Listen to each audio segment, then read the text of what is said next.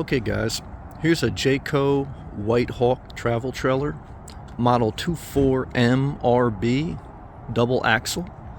Let's go inside this bigger travel trailer. The double axle provides more stability when towing, just so you know. So when you come in, you do have an open floor layout. I'll give you a pan around and then we'll talk about each section.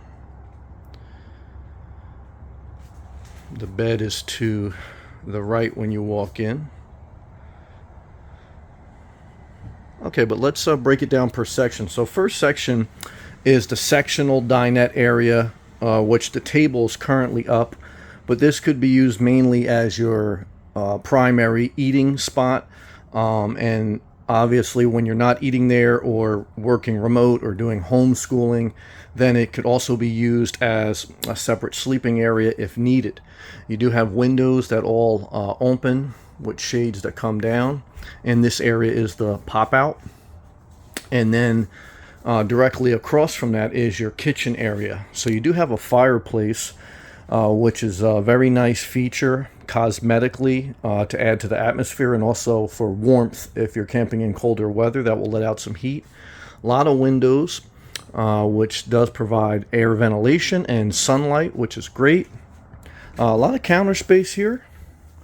You do have this built-in power strip for AC outlets, and you do have a double pan sink with a black faucet, flat black, higher end. Nice cabinetry, brown cabinetry, even though white cabinetry seems to be a little bit more cosmetically in style right now. And you do have a stove, which is a great feature. Not many travel trailers have one. This is a little bigger travel trailer. So if you like to cook, you have your stove, oven, that's an oven, and then a 3-burner propane gas stove. So your oven, 3-burner propane gas stove, microwave here. So everything you would need to cook, plenty of cabinetry to store all your kitchen goods. Even this little built-in pantry area here, very nice. 120 volt outlet. Your furnace, that's actually your fuse box there below, but you do have vents for your furnace.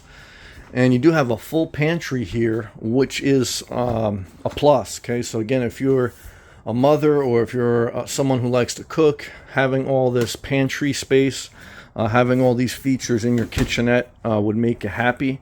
You do have a refrigerator and a separate freezer, so almost like a full residential style. Okay, and then you got more storage here, so plenty of storage here.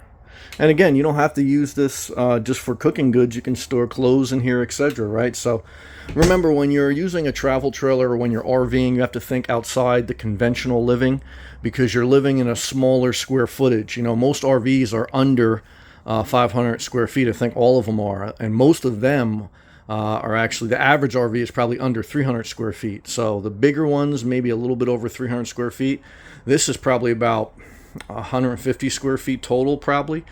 You'll have to look at the specs online. But you do even have a sunlight there above.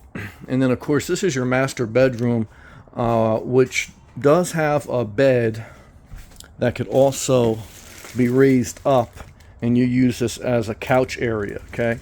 So again, when you're living in a small square footage, it's a multi-purpose use. That's what you want. You want to be efficient in how you store things, and you don't want to think of your conforming life with a 2,000 square foot house where you have rooms that really most of you don't use. Really, one person only needs 100 square feet or so. I mean, I always say 200 square feet. 2 people can easily live in 500 square feet. So could 2 people live in here? Yeah, but this is under 500 square feet. So the problem when you get to 2 people living full time, there's no separation when you want to leave that person.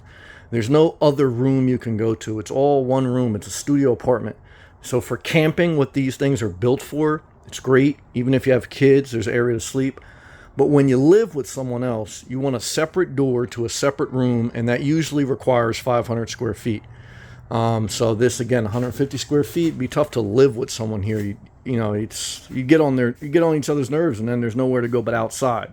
And that's the thing, when you're camping, you're living most of your life outdoors.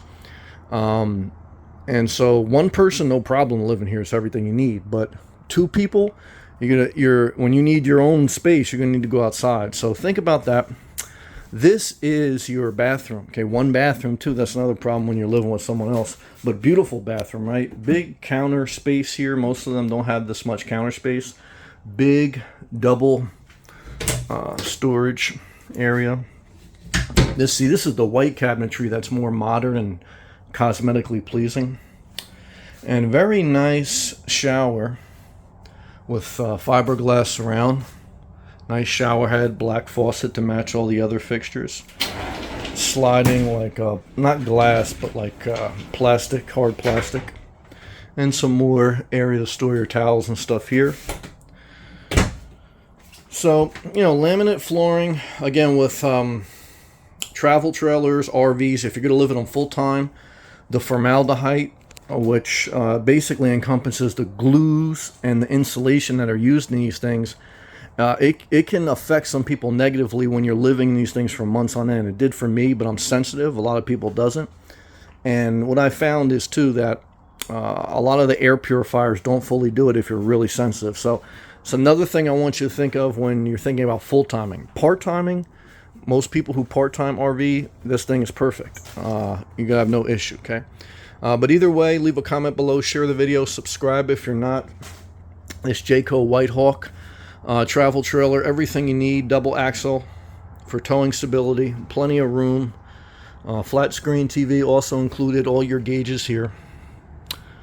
Very sleek rooftop AC. Those are loud. All the rooftop ACs are loud on RVs. Another negative. What's the positive?